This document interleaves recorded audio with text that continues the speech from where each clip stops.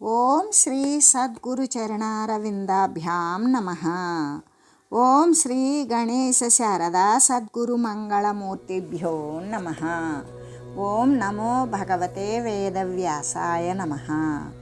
ఓం నమః ప్రణవార్థాయ శుద్ధజ్ఞానైకమూర్తయే నిర్మలాయ ప్రశాంతాయ దక్షిణామూర్తయే నమః. ఓం ఈశ్వరో గురురాత్మేతి మూర్తిభేద విభాగినే వ్యోమవద్వ్యాప్తదేహాయ దక్షిణామూర్తయే నమః. శ్రీ గురుగీత శ్రీ గురుమూర్తి ధ్యానము. శ్రీ గురుమూర్తి ఎటువంటి వాడు అంటే సర్వకాలముల యందు కూడా సకలమైనటువంటి కోరినటువంటి శుభాలను కలుగజేసేటువంటి వాడు కాబట్టే ఆయన మంగళ స్వరూపుడు. ప్రత్యక్షమై ఉంటాడు సర్వదా కూడా, ఎల్ల కాలముల యందు కూడా శ్రీ సద్గురుమూర్తి మరి ఈ విధంగా దేహాన్ని ధరించుకొని ఎదురుగా ఉంటాడు. ఆయనను ఎవరైతే శరణు పొందారో వారిని తరింపజేస్తూ ఉంటాడు. అయితే అటువంటి జీవబ్రహ్మైక్య యోగ పీఠస్థుడైనటువంటి ఆయన ముక్తిని కోరేటువంటి వారికి ముక్తిని, అంతేకాదు శరీరం ఉన్నంతసేపు కూడా వారికి అనుకూలమైనటువంటి సౌకర్యాలతో కూడినటువంటి భుక్తిని కూడా ఇస్తూ, ముముక్షువులకైతే పరమ ప్రయోజనమైనటువంటి నిర్వికల్ప అఖండ జ్ఞానం యొక్క సిద్ధిని కూడా ఇస్తూ ఉంటాడు. ఆయన ఎటువంటి వాడు అంటే పరమ శాంత స్వరూపుడు. ఆ సద్గురుమూర్తికి ఎల్లవేళలా కూడా నమస్కరిస్తూ, మరి అంతేకాదు శిరస్సునందు ఏమున్నది? స్వచ్ఛమైనటువంటి జ్ఞానం తేజో విరాజమానమై ఎల్లడలా కూడా ప్రకాశిస్తూ ఉన్నటువంటి జ్ఞానస్వరూపము. ఆ జ్ఞానస్వరూపము తామర పువ్వు ఎంత స్వచ్ఛంగా ఉంటుందో అదేవిధంగా జ్ఞాన ప్రకాశితమైనటువంటి వికసించినటువంటి తామర పువ్వును ధరించిన వాడు అని చెబుతూ, అంతేకాదు తెల్లని ధవల పుండరీకములాగానే సహస్రార కమలం ఆయనకి వికసించి ఉంటుంది.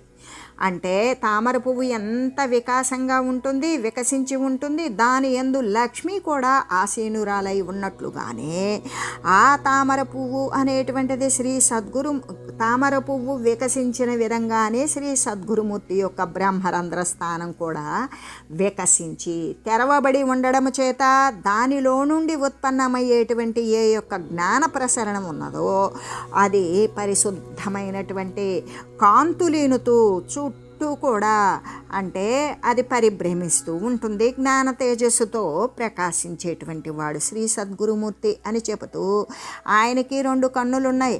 ఆ కన్నులేంటి అంటే ఒకటి జ్ఞాననేత్రము, ఒకటి విజ్ఞాన నేత్రము. దేనిని తెలుసుకున్నాడో దానిని అనుభవ సిద్ధి పొంది ఉన్నాడు.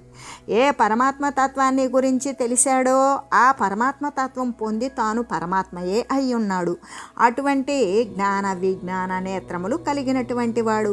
అంతేకాదు మనకి ఉన్నట్లే ఆయనకి 2 చేతులు ఉన్నవి. ఆ 2 చేతులు అంటే ఒకటి ధర్మాన్ని అనుసరిస్తూ ఉంటుంది, ఒకటి మోక్షాన్ని బోధిస్తూ ఉంటుంది.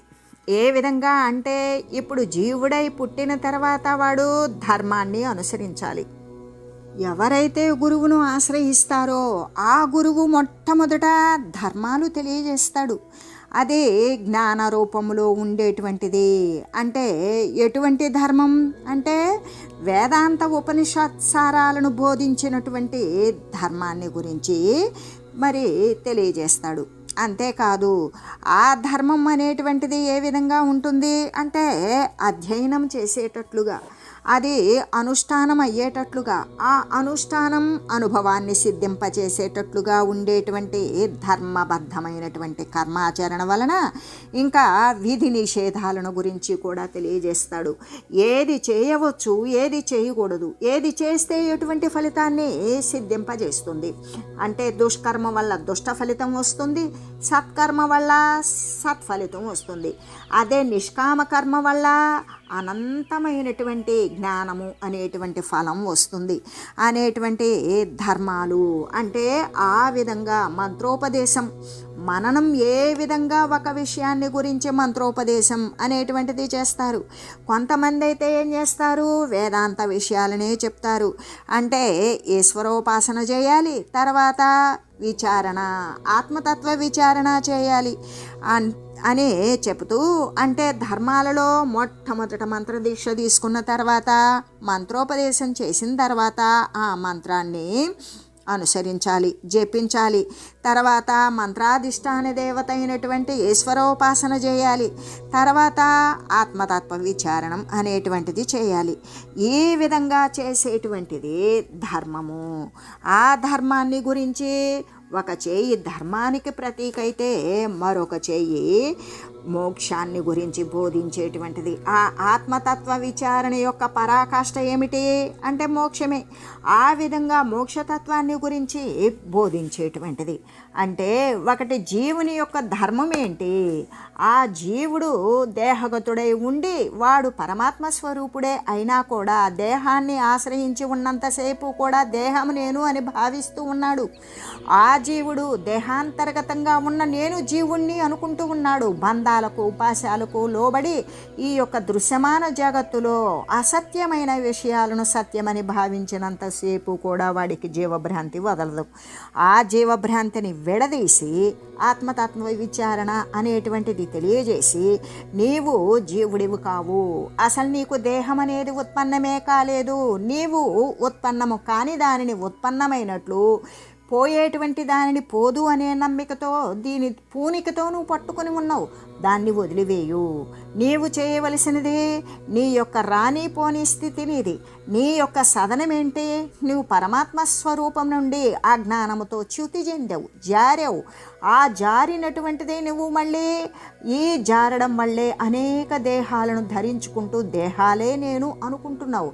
అసలు నువ్వు జారకనే ఉంటే అసలు నువ్వు జారావా అంటే అజ్ఞానం ద్వారా జారినట్టు ప్రేమించావు. నీకు జ్ఞాన మార్గంలో పయనించినప్పుడు నీవు నీ సాధనమైనటువంటి పరమాత్మ సాధనమునందే నీవు విలసిల్లుతావు అనేటువంటి మోక్షాన్ని గురించి బోధించేటువంటిది. అంటే జీవి యొక్క ధర్మం ఏంటి, పరమాత్మ స్వరూపం అని తెలియడం. ఎవడైతే అంటే పరబ్రహ్మానందం అనేటువంటిది ఎప్పుడు పొందుతాడు అంటే వాడు పరబ్రహ్మ తత్వం అని తెలిసి తన తత్వం తెలిసి తన తత్వాన్ని పొందాలి అని జ్ఞాన మార్గంలో పయనించేటువంటి వాడు మాత్రమే తను అనుకున్నటువంటి ఫలితాన్ని పొందుతాడు. ఆ పరమాత్మ సాధనాన్ని వాడు చేరుకుంటాడు, సంలీనమవుతాడు. ఆ విధంగా బోధించేయడానికి ధర్మాన్ని గురించి మరి అంటే ఇక్కడ జగత్తు అబద్ధమని, జీవుడు కాదని, వాడు పరమాత్మ స్వరూపుడేనని, ఈ జీవుడు ఈ జగత్తు అనేటువంటిదంతా కూడా పరిమితికి పరిచ్ఛిన్నత్వానికి లోబడి ఉన్నటువంటి భ్రాంతి మాత్రమేనని, వానికి లేనిదానిని లేనిదానిగా చూపించినప్పుడు, వాడు లేనిదానిని లేకుండా చేసుకున్నప్పుడు ఉన్నదేదో సర్వవ్యాపకమై అదే సిద్ధించి ఉంటుంది అనేటువంటి ఈ ధర్మాన్ని, జీవధర్మాన్ని వాడు తన యొక్క స్థానమైనటువంటి నిర్వాణ స్థానాన్ని పొందగలిగే విధంగా ఒక చేత ధర్మాన్ని ఒక చేత మోక్షాన్ని కూడా రెండు బోధించగలిగినటువంటి రెండు చేతులు ఉన్నటువంటి వాడు. అంతేకాదు భక్తులైనటువంటి శ్రేష్ఠులకు మృత్యు భయాన్ని బాపివేస్తాడు.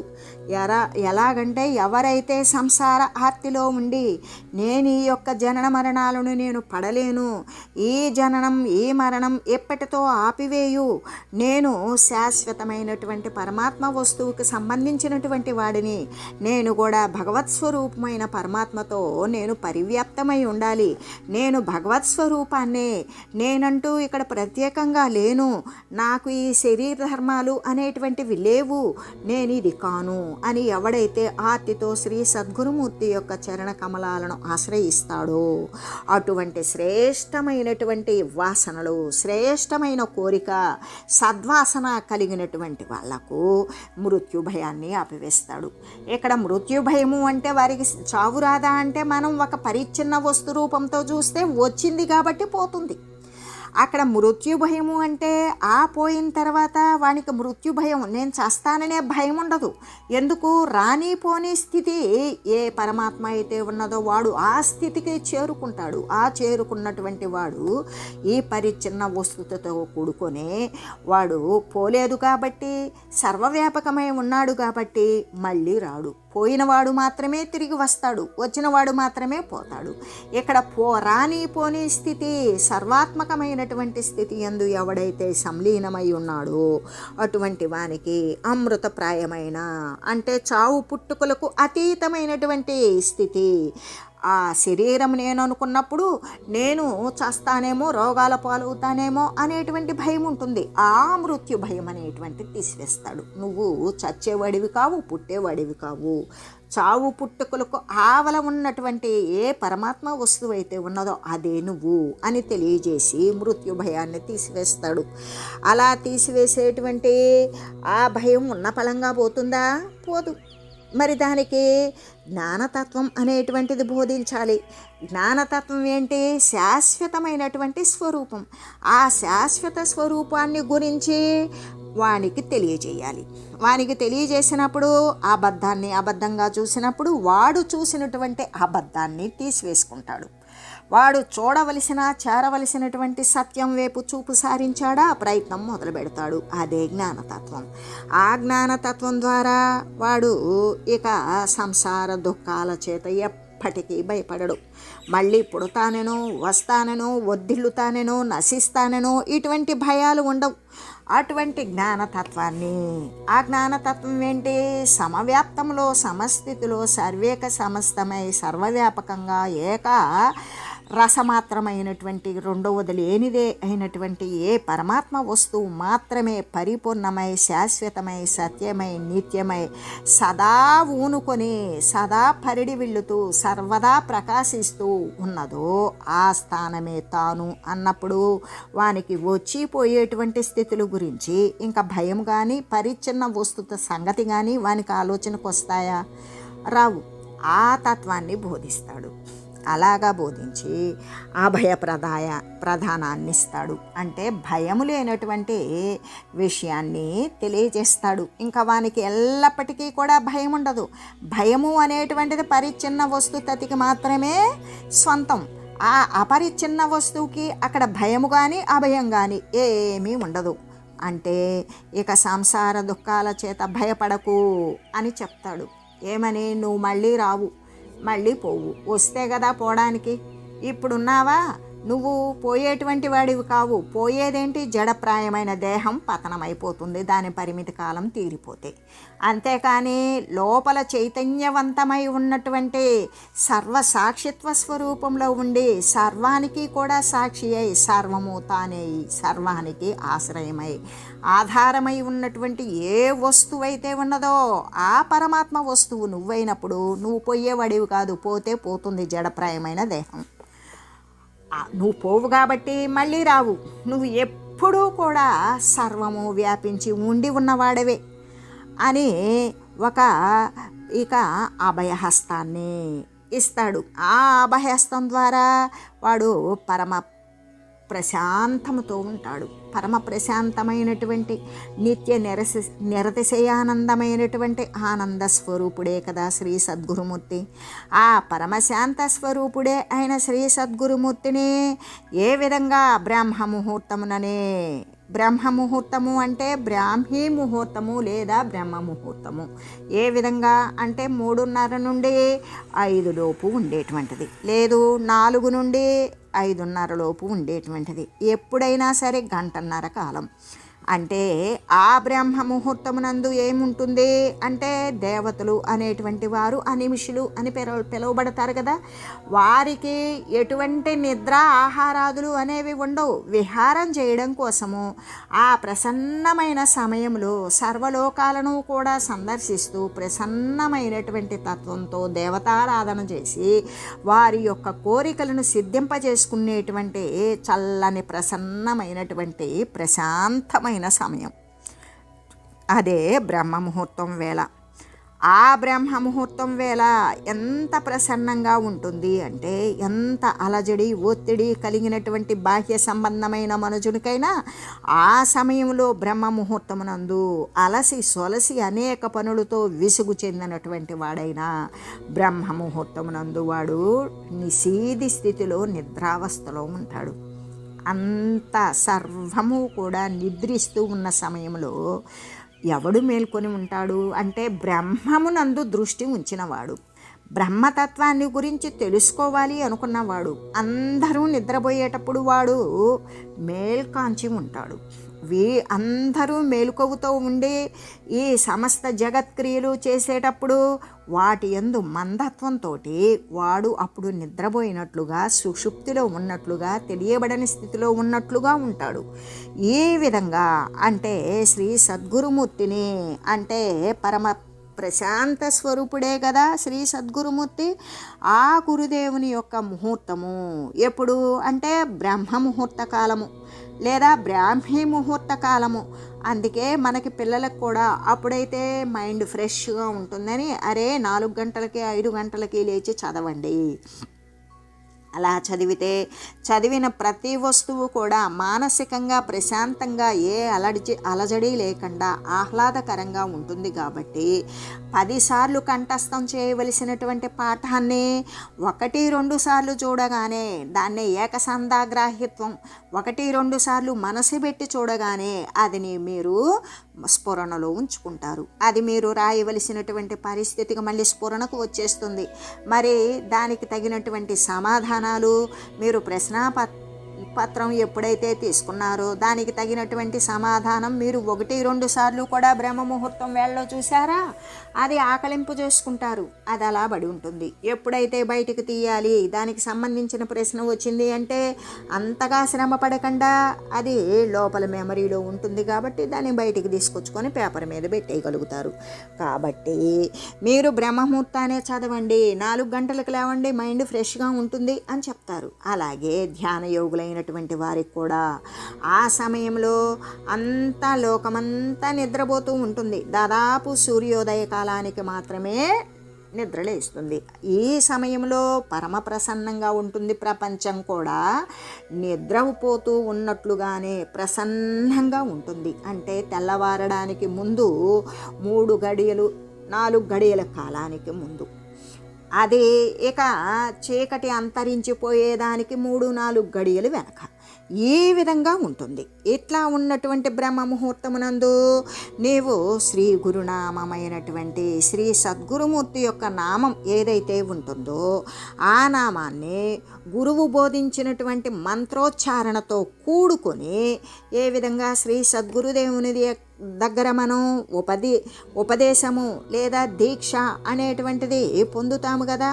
ఆ పొందినప్పుడు గురువు యొక్క అనుగ్రహం ఉన్నప్పుడు ఆ గురునామంతో కూడుకొని ప్రణవాన్ని జోడించుకొని గురుదేవుడు ఉపదేశించినటువంటి మంత్రోచ్చారణ పూర్వకంగా గురు మంత్రాన్ని జపిస్తూ ఉండాలి.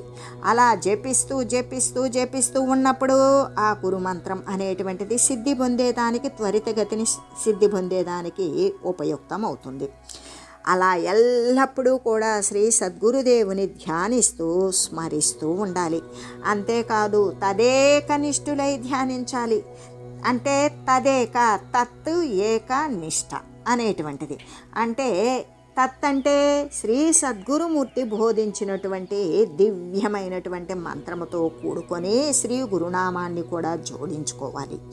అలా దాని యందు ఏకనిష్ఠులై, ఇక అది తప్ప మరొక స్మరణ లేకుండా, మరొక గుర్తు రాకుండా, మరొక ఆలోచన లేకుండా దాని యందే నిష్ఠ కలిగి ఉన్నప్పుడు మాత్రమే గురుమంత్రాన్ని జపించడంలో నిష్ణాతులవుతారు.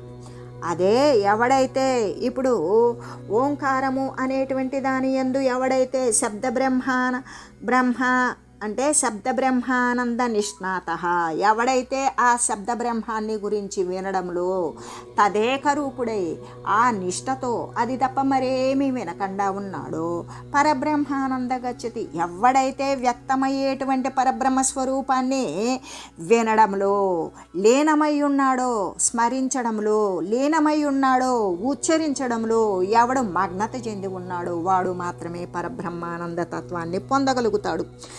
ఆ విధంగా తదేకనిష్ఠులై ధ్యానించాలి అనే చెబుతూ, అంతేకాదు ప్రసన్నవదనాక్షంచ సర్వదేవ స్వరూపిణీం తత్పాదోదకజాధార నిపతంతి స్వమూర్ధని. నిర్మలములైనటువంటి వదనము కలిగి ఉంటాడు. అంటే ఎటువంటి దోషాలు లేవు, ఏ కలంకాలు అంటనివాడు, ఎటువంటి మాలిన్యము లేనటువంటి వాడు, ఆ యొక్క మాలిన్యరహితమైనటువంటి ప్రసన్నమైనటువంటి వదనము కలిగి, మరి నేత్రములు కలిగి, ప్రసన్నతతో కూడుకొని సర్వదేవమయుడు అయినటువంటి, అంటే ఇక్కడ గురుదేవుడు అన్నారు కదా, మళ్ళీ సర్వదేవమయుడు అంటారేంటి అంటే సద్గురుమూర్తి అనేటువంటి వాడు సర్వదేవమయుడు. సర్వదేవీ దేవతలు అందరూ కూడా మన యొక్క దేహేంద్రియాలతో, అంటే ఒక్కొక్క ఇంద్రియానికి ఒక్కొక్క అధిష్టాన దేవతగా సర్వ ఇంద్రియాలకు కూడా సర్వదేవీ దేవతలు అధిష్టాన దేవతలుగానే ఉన్నారు. అంటే మనసుకు చంద్రుడని, బుద్ధికి బ్రహ్మని, మరి చిత్తమునకు విష్ణువని, అహంకారానికి రుద్రుడు అని అధిష్టాన దేవతలుగా మనం తెలియజేసుకుంటాం కదా పంచీకరణ విషయంలో. అదేవిధంగా ప్రతి ఇంద్రియానికి కూడా ఒక్కొక్క అధిష్టాన దేవతగా ఉన్నట్లుగానే ఇక్కడ సద్గురుమూర్తి అంటే సర్వదేవమయుడు, సర్వదేవీ దేవతలతో కూడా నిండిపోయి ఉన్నటువంటి వాడు. కాబట్టి శ్రీ సద్గురుదేవుని స్మరిస్తూ ఉండాలి. అంతేకాదు ఎల్లవేళలా కూడా శ్రీ అన్నప్పుడు గురుదేవుని యొక్క ఐశ్వర్యమేమి? జ్ఞాన సంపద. కేవలం జ్ఞానమే ఇస్తే మాకు ముక్తి ఎలా జరుగుతుంది అంటే, ముక్తిని కోరినటువంటి వాడికి వాడి శరీరం పోయేటంత వరకు భుక్తి కూడా గడిచిపోతుంది సౌకర్యవంతంగా. దానికి లోటు లేకుండానే ముక్తి తత్వాన్ని వాడు అనుసరించేలాగా శ్రీ సద్గురుమూర్తి మాత్రమే అనుగ్రహించగలడు. ఈ విధంగా అంటే అటువంటి శ్రీ గురుదేవుని స్మరిస్తూ, శ్రీ గురుదేవుని యొక్క పాదోదక ధార అంటే ఆ పాదాలను ప్రక్షాళన చేసినటువంటి ఆ యొక్క ఏ ధార అయితే ఉన్నదో అది గంగాజలముతో సమానం కాబట్టి అది తన యొక్క శిరస్సునందు పడేటట్లుగా చేసుకోవాలి. అంటే ఆ పాదము యొక్క రజము అనేటువంటిది తన దేహాన్ని తాకాలి. ఆ పాదాలను అంటినటువంటి మరి ఏ రజమైతే ఉంటుందో అది మనలో ఉన్నటువంటి అజ్ఞాన రజాన్ని పోగొడుతుంది. అంతేకాదు పదము అంటే శ్రీ గురుమూర్తి యొక్క వాగేంద్రియం ద్వారా వెలువడేటువంటి ఆ పదాలతో కూడినటువంటి అమృత ప్రవాహము అనేటువంటిది మన బుద్ధికి అంటినటువంటి, చిత్తానికి అంటినటువంటి, మనసుకు అంటిన, అహంకారానికి అంటిన చాంచల్యాన్ని, చపలత్వాన్ని, జగత్ సంబంధమైనటువంటి స్థితిని కూడా అజ్ఞానము సమూలంగా నశింపజేస్తుంది అని తెలియజేస్తూ, ఓం మంగళం శ్రీ గురుదేవాయ మహనీయ గుణాత్మనే సర్వలోక శరణ్యాయ సాధురూపాయ మంగళం. ఓం లోక సమస్త సుఖినో భవంతు. ఓం శ్రీ సద్గురు పరబ్రహ్మార్పణమస్తు. ఓం తత్సత్.